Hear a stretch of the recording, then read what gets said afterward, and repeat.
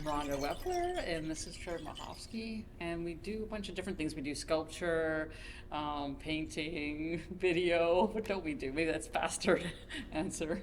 I would say we do a lot of, obviously, community work.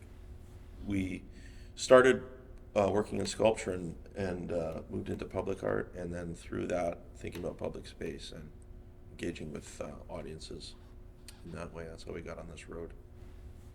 Solaris was a long time developing, and it was probably something totally unrelated in the beginning, but it was a show interrupted by the pandemic.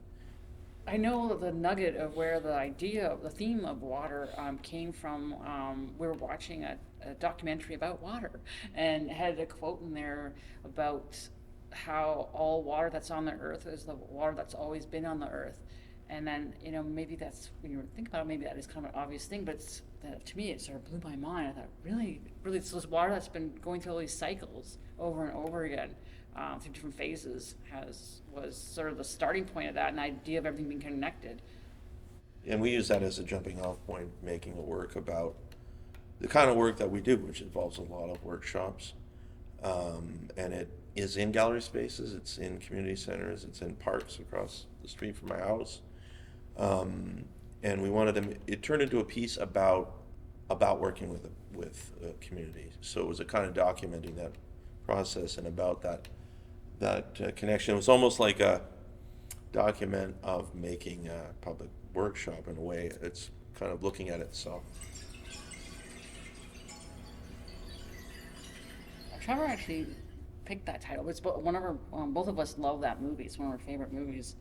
It's a very slow kind of meditative movie, and basically they're on this planet, or flying around this in a spaceship around a planet where the surface of the planet creates whatever's in your memory, and so in a way it relates to it. It's almost like these things are being conjured up out of the surface of this ocean, right? Like our video is kind of like that, but the film is also like that. It's this weird ocean that creates things and then things disappear again. And yeah, I think it was a little bit about that fraught relationship with the people collaborating with us, and we take their thing they made and we make an echo of it in our way, and it's not their thing that they made anymore. But then it's kind of, then we want some kind of redemption in that act. And there's a perfect thing. There's Foley in it, because in Solaris, they try to remember the Earth is only just a memory. So that's another way it ties in. And in the exhaust system, they hang shredded paper that does Foley to sound like leaves rustling. It was just too many connections. We just thought, oh, this is too perfect. Well, it was kind of funny because it was a very hands-on way of approaching music. The people came in, kids or adults, and like, they start off by making their own instrument instead of just plain old things. And you're like that physical touching things and what sounds make when you touch it, and what it sounds when you put beans in something, or when you put rice in something, and then to assembling it, to then I know I say it, it's kind of you're suddenly in this orchestra because they all get together with their different instruments and they become a rainstorm. And where else can you kind of be instantly in an orchestra where you made that instrument and it actually sounds like something, because it really does sound like a rainstorm, and it's magical when you're standing in there and you're around this group. You go, wow, I'm part of this whole thing that doesn't sound like a mess. It sounds like something. So I mean, it's kind of punk in a way. I mean, which is a neat thing about it, but then it's classical in another way. But yeah, it's mimicry. It's the workshops are, you behave like me, you do this like I do it, and then you learn it and you have the skill. But then, music is, practicing and mimicry. So it's a nice allegory or analogy for, I guess, to come off the mimicry that's in our work. Our work has always been representational and interested in illusion, and just the way that we replicate the world and then use that replication to understand it. It actually, the whole thing about doing the music is you might think, well, that's a dematerialized thing, but our work always goes back to material culture, always back to making do, hodgepodge, ad hoc ways of making something out of nothing. And those instruments, I think, all that tactility of, acoustic instruments, because they're all acoustic instruments, not digital instruments. I think that's its sculpture. It sounds sculpture, but it's sculpture to me.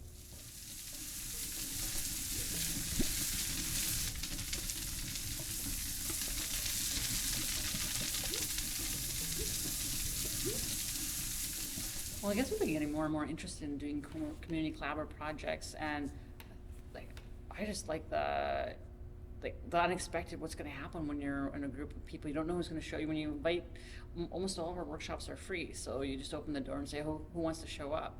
And so what happens when those people come together? What happens between them? What happens with us and them? Like, what kind of creativity, what kind of things we make?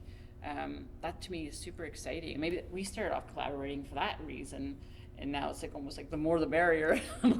more ideas, the more people that you can include in that process. It gets exciting. I think it's a bit about access. We've both always been interested in engaging with audiences outside of the art world. And I think it's a challenge to try to make work that's engaging to different audiences.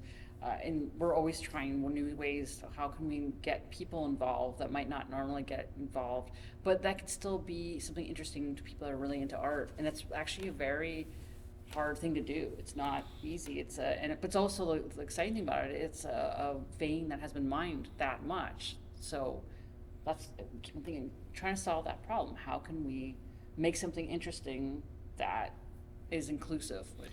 But that's also hunting for kinds of skills and knowledge that people have that are out there, that can be tapped into, we could learn from,